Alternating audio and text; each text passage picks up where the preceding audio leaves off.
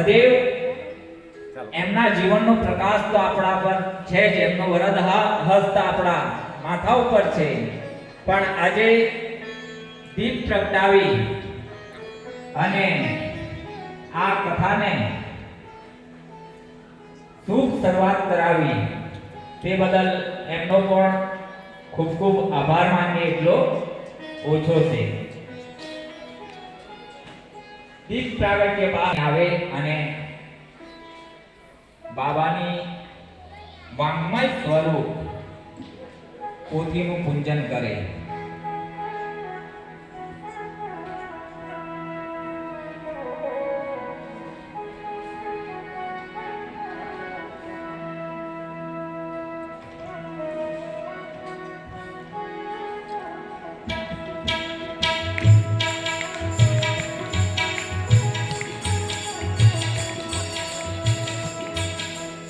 સાથે આપણા વક્તા શ્રી રાજેશાનંદજીનું સ્વાગત કરવા માટે હું જીરામભાઈને વિનંતી કરું કે તેઓ પણ સ્ટેજ પર આવે અને શ્રી રાજેશાનંદજીનું સ્વાગત કરે.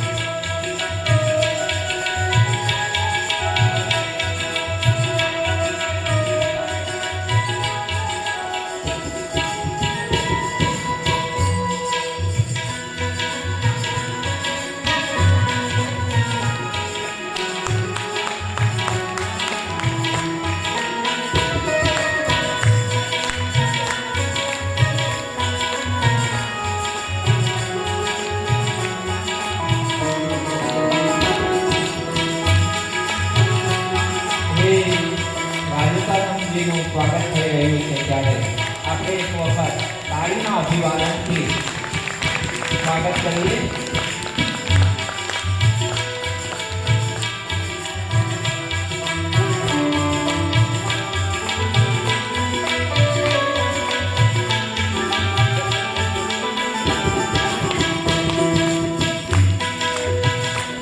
ભક્તિ અને ભરોસો,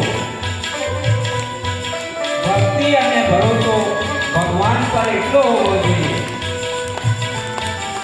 સંકટમાં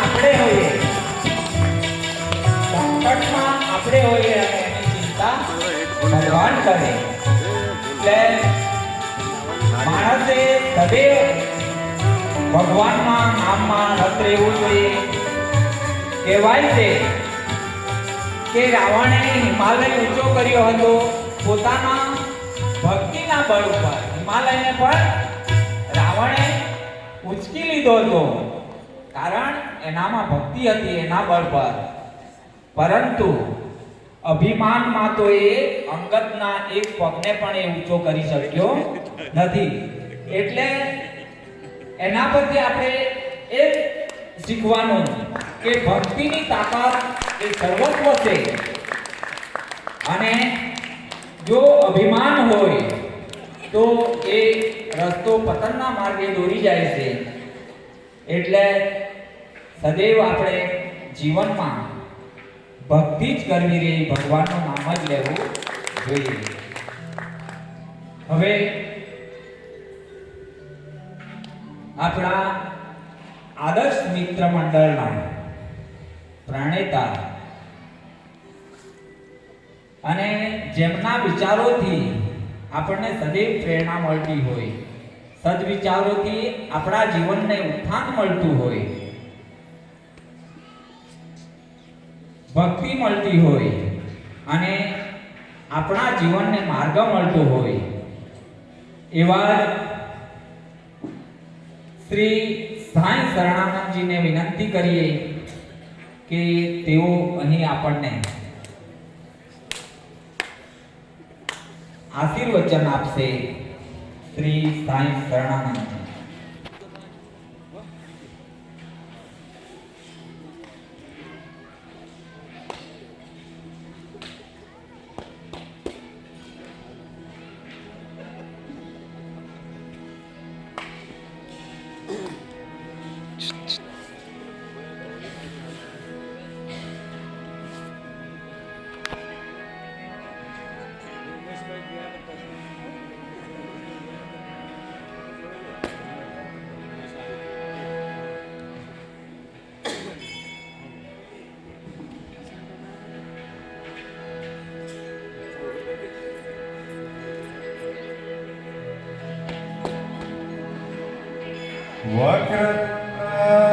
महाकाय सूर्यकोटि समप्रभ निर्विघ्नं कुरु मे देव सर्वकार्येषु सर्वदा.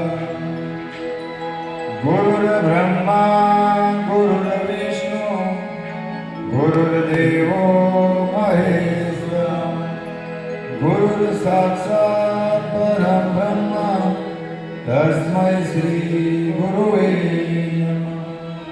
या देवी सर्वभूतेषु शक्तिरूपेण संस्थिता नमस्तस्यै नमस्तस्यै नमस्तस्यै नमो. बोलो श्री सच्चिदानंद सद्गुरु साईनाथ महाराज की जय. तो બધા ભક્તોને ઓમ સાઈ રામ. આજનો પવિત્ર દિવસ અને સાંઈ તીર્થધામ પંચલાઈની અંદર સાંઈ કથામૃતનો પંચમ દિવસે ઉપસ્થિત એવા કથાના કથાવ્યાસ એવા પરમ આદરણીય પરમ વંદનીય રાજેશાનંદજીના ચરણોમાં પ્રણામ. વિશેષ વ્યાસપીઠને વંદન, બાબાના ચરણોમાં વંદન. મારો સંગીત રોલ, સાવનના વિશારદો, કેમેરામેન, હંમેશા સેવા કરતા ભાઈઓ બહેનો, અમારા બધાને પ્રસાદ બનાવીને ખવડાવતા એવા અમારા સદભક્તો અને ગામના વડીલો, ભાઈઓ, અલગ અલગ ગામોમાંથી બધા પધારેલા ભક્તો, બધા જ ભક્તોના હૃદયની અંદર મારો સાંઈ, મારો રામ બિરાજમાન છે. તો આ ભૂમિ સાથે બધાને એકવાર ચરણમાં વંદન, બધાને ખૂબ ખૂબ શુભકામના. આજે કથાનો 5મો દિવસ અને આજથી હવે કથા ઉત્તરાર્ધની અંદર આવી ગઈ હોય તો આપણે બધા સદભાગી છે કે આવા પવિત્ર દિવસોની અંદર સાંઈ તીર્થધામમાં, બાબાના ધામમાં આ પવિત્ર કથાને સાંભળી રહેલા છે. હમણાં જ્યારે મહાત્માજી આવ્યા, રાજેશાનંદજી, અને અંદર ચર્ચાઓ કરતા હતા કે એક બાજુ ભોજન, એક બાજુ ભજન અને બાબાના ચરણમાં એક બાજુ આનંદ, એક બાજુ કારણ કે જ્યાં ભજન અને ભોજન આનંદ સ્વતઃ જ પ્રગટતો હોય તો એટલો દિવ્ય આનંદ અહીંયા છવાઈ રહેલો છે. બધા ભક્તોના પગલા ધામની અંદર પડે અને બધા દુઃખ ભૂલી જાય, એકને મળે અને કેટલા બધા પ્રેમ ભાવથી ભગવાનની ભક્તિ કરી રહેલા છે. અને વિશેષમાં તો આ દુનિયા કદાચ જાણે કે નહીં જાણે, પણ રોજ ને રોજ મહાત્માને લેવા માટે અમારો શ્વાન જો જેમના રૂપમાં પણ સાક્ષાત બાબા રોજ લેવા માટે જાય તો કેટલી પવિત્રતા છે. જો વક્તાની અંદર કેટલી પવિત્રતા છે કે બાબાએ પણ સાક્ષાત અમારા બહેનો સાથે લેવા જવું પડે અને લઈને આજે તો સાષ્ટાંગ નમસ્કાર પણ એમણે કર્યા પરિવારની મહાત્માને પણ, કારણ કે કોઈ કેટલી મોટી હસ્તી એનું મહત્વ નથી.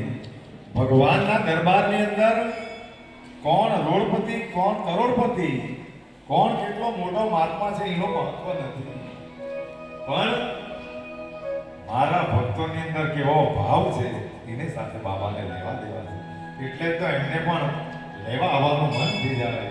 અને આ બધી નજરની કેમેરામાં કેદ થયેલી આ ઘટનાઓ છે. અને વિશેષમાં કે આજે અમારી માતાઓએ અમારી વડીલોએ જે હંમેશા રોજ ને રોજ મળવાનું અમારું રોજ થાય, આ બધી જ ભાઈઓ અમારી માતાઓને, કારણ કે અમારી દાદી સમાન છે અને ધામમાં એક દિવસ નહીં દેખાય તો ચિંતા કરનારી બધી વડીલો છે, પ્રેમ રાખનારી, અને એમના હસ્તે જ્યારે દીપ પ્રાગટ્ય થયું તો આ જ કાર્યની, કારણ કે આપણા બાળકો આવા વડીલોનો આદર કરતા હોય. આ કથાના માધ્યમથી કે સંસ્કારોથી વડીલો, ગુરુજનો, બ્રાહ્મણો અને ભગવાનની કે કુદરતની કદર કરતા થવે તો આ જીવન એમને જીવવા જેવું લાગે, જીવન સફળ રહે. અને આ બધી વસ્તુઓ સાથે આપણા સદગુરુ કે જેમણે જે માર્ગ કીધેલો એ રસ્તે આપણે બધા ચાલતા છે, એટલા માટે બધા આનંદમાં આપણે બધા રહેતા છે. સદગુરુને કે ભગવાનને માને બધા જ, પણ જે માણસો ભગવાનની વાત માનતા થઈ જાય તો તેમને આ બધી વસ્તુની અનુભૂતિ થતી હોય. કારણ કે સાંઈ એ પોતાના મૂળ રૂપમાં તો આવે કે નહીં આવે, પણ એ કોઈને કોઈ રૂપમાં, કાલે આપણે કથામાં સાંભળ્યું તેમ શિરડીની અંદર જાય એટલે એ બધાને મળે તો બધાને જ, પણ ખાલી ને ખાલી માણસોની દ્રષ્ટિ હોવી જોઈએ. ભક્તોનો ભાવ શુદ્ધ હોય તો એને પણ મળવાનું મન થઈ જાય. અને સદગુરુ જે કહે, હમણાં જ અમારી અશ્વિનભાઈ જોડે વાત થઈ કે જે આ બધા સાક્ષીઓ છે કે જે તે સમયે એમના દીકરીના સંતાનો નહીં હતા, બધા ધ્યાનથી સાંભળજો. અને 1 વર્ષ પહેલા બાબાને પૂછવામાં આવેલું ત્યારે તો એવા કોઈ સંકેત પણ નહીં હતા. અને આ જ સમય સાહેબ અશ્વિનભાઈ તો અહીંયા છે જ, અને બાબાએ એમ કહેલું પૂછ્યું તો સંતાનો માટે, પણ આવતા વર્ષની આ નાતાલ આવે એ સામે તો તમને ફળ મળી જશે. અને હમણાં લગભગ અશ્વિનભાઈ કેટલો સમય થયો, અઠવાડિયું 7-8 દિવસ થયા, એ ફળ મળી ગયું. તો સદગુરુના જવાબો કેટલા તથ્ય ભરેલા છે. એટલા માટે આ સાંઈ તીર્થ ધામની અંદર જે સાક્ષાત વિરાજમાન દેવ છે, ગમે દુવિધામાં માણસો એકવાર આના ચરણમાં આવે અને બાબા એકવાર જે કરવા માટે કહી દે એ ખાલી ભક્તો કરે એ કાર્યો હંમેશા સફળ જ થઈ જાય. એમાં કોઈ શંકાને સ્થાન નથી. એવા તો અનેકો બાબાના જવાબો છે અને અનેકો કૃપાઓ એમણે કરેલી છે. અને એ સાંઈ તીર્થ ધામની સાંઈ લીલા જે તે સમયે લખાવાની છે. સાહેબ હમણાં શિરડીની પરિક્રમા આવવાની છે અને ત્યાંથી પછી બધા ભક્તો પરિક્રમા કરીને ઉજ્જૈન મુકામે જવાના છે અને ત્યાં 3 દિવસ બધા ભક્તો રોકાવાના છે. અને એ આશીર્વાદ લઈને પછીથી આ પંચલાઈની સાઈ લીલા એક એક ભક્તોના અનુભવો, એક એક કરણીઓ બાબાની, એક એક કૃપાઓ, એ બધું જ એ એક ગ્રંથની અંદર લખાવાનું છે. એમની જવાબદારી અમારા બાબાના પરમ ભક્ત એવા દીપિકાબેનને સોંપવામાં બાબાએ સોંપેલી છે. તો એ ગ્રંથ લેખનથી જે હતાશ થઈ ગયેલા લોકો એમને બળ મળશે. એના માટે એક સરસ ગ્રંથ સાઈ લીલા પંચલાઈનો લખાવાનો છે.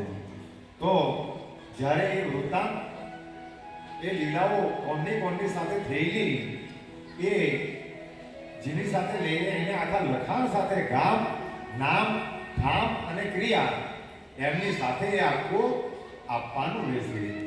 અને એને એક સરસ પદ્ય ભાગમાં લખીને પછી એ ગ્રંથમાં એની અંદર જોડવામાં આવશે. તો કહેવાનો મતલબ એ છે કે માણસો સારા કાર્ય કરતા કરતા અમર થઈ જાય એમ કે તેમ આપણે આ પૃથ્વી પર રહેશું કે નહીં રહેશું, પણ જે સ્થાનિક દેવ છે અને એમની લીલાઓ અહીંયા હંમેશા ગુંજતી રહે.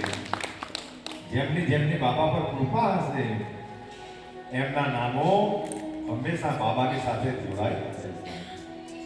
પણ એ બાબા નક્કી કરશે. તો આવી બાબાની અનેક લીલાઓ આપણે પંચલાઈની ધરા પર એમને આવીને કરેલી છે. અને ભવિષ્યની અંદર આજે તો એક સમયનો મહાપ્રસાદ ચાલતો છે, પણ એનો યોગ્ય જ્યારે સમય આવે ત્યારે 2 ટાઈમ તો ચાલશે જ. એના સમયે 2 ટાઈમ તો ચાલશે જ, પણ સવારથી ચાલુ થઈને સાંજ સુધી પણ એનો સમય આવે. કારણ કે આ બધી બાબાની કૃપાઓ ચાલુ થઈ ગઈ. અને આ તો કોઈને ભારપૂર્વક કહેવામાં નહીં આવે. નહીં તો આજે એક ભક્તએ બધા ભક્તો માટે રોટલાનો પ્રસાદ મોકલાયો.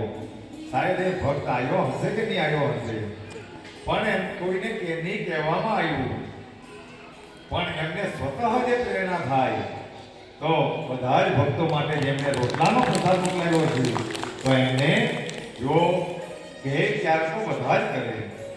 પણ આજે જે સાઈના તત્વજ્ઞાનની ચોપડીમાં એ વાંચવામાં આવ્યું કે માણસો પોતાના અંતર્મનથી જે સેવાઓ કરે, એ ચાહે રોટલાનો પ્રસાદ હોય, કંઈ પણ પ્રસાદ, એ ચાહે મીઠાઈ હોય, પણ સ્વતઃ અંદરથી પોતાના મનથી આપે તો એ ચરિત્રની અંદર લખવામાં આવેલું કે એનું ફળ વિશેષ હોય. કે એને તો બધા જ કરે, કે અને પછી કરે એને તો બીજા નંબરનો શિષ્ય બાબાએ જે નિર્દેશન કરેલું આવે. પણ સદગુરુ ખાલી ઈશારો કરે અને એ કરી દે તો એ 1 નંબરનો શિષ્ય ગણાય. તો એમનું કુટુંબ પરિવાર પણ ખૂબ ખૂબ સુખ શાંતિમાં રહે કે જેમણે બાબાએ પ્રેરણા કરી હશે, કે એમને પ્રેરિત કર્યા હશે. તો અન્નદાનનો અને આનું વિશેષ મહત્વ છે કે સાંઈ બાબા એમના ચરિત્રમાં ભૂખ્યાને અન્ન અને તરસ્યાને પાણી અને નાગા ઉઘાડાને તમે વસ્ત્ર આપે તો શ્રી હરિની કૃપા. તો એ વસ્ત્રનું દાન પણ આપણે એમ તો એ મકર સંક્રાંતિના દિવસે જવાનો છે, પણ સમય ઓછો રહી ગયો.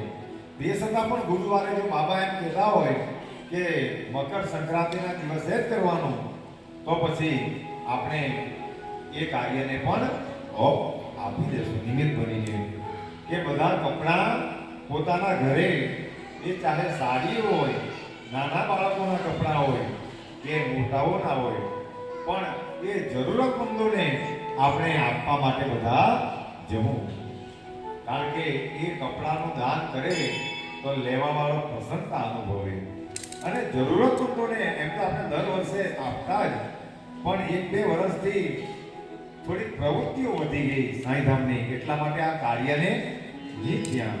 પણ આ વર્ષેથી આપણે ગામે ગામથી જેમના સારા કપડાઓ છે એ ઉઘરાવીને ચારસા ધાબળાઓ એમની પણ સાથે સાથે આપણે એ દાન કરવા બધા જ.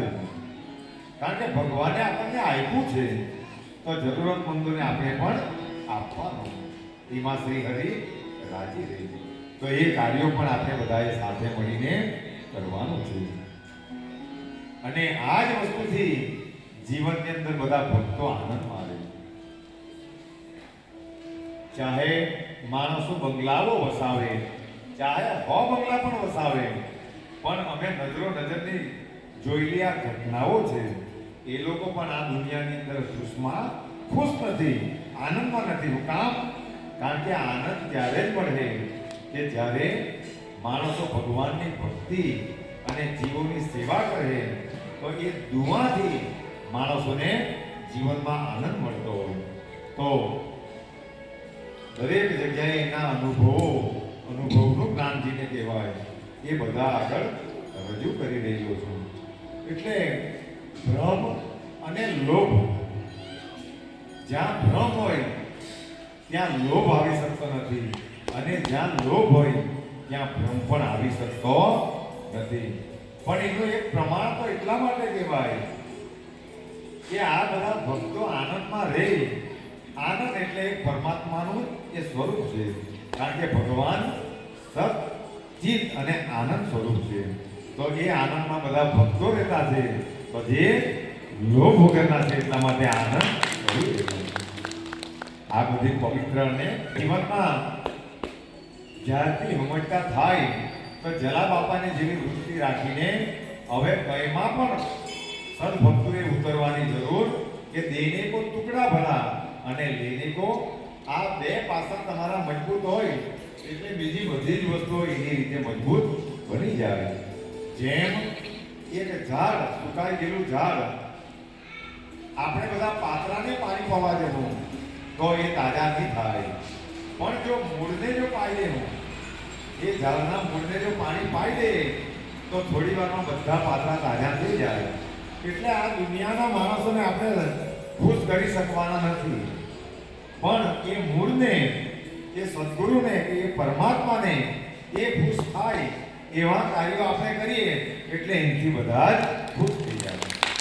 ને તો આ સંસારના માયાવી માણસો એવા છે કે એને તમે સોનાના બંગલા પણ બનાવી આપશો તો પણ એની અંદર ખામીઓ શોધતા થઈ જાય.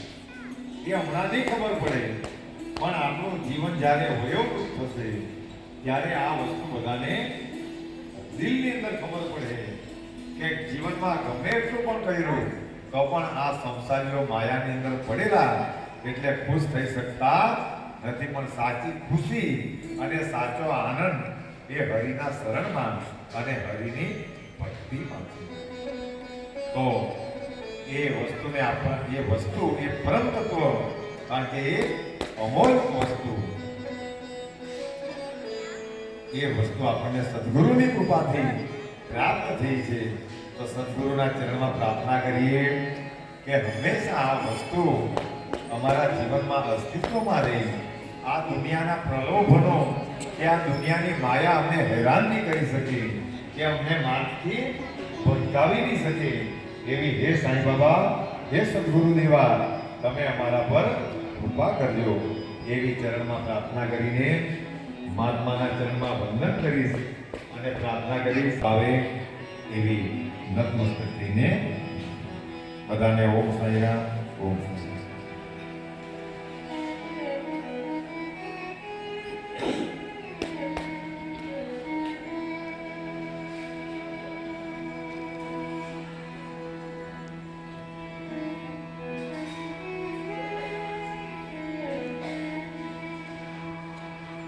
Oh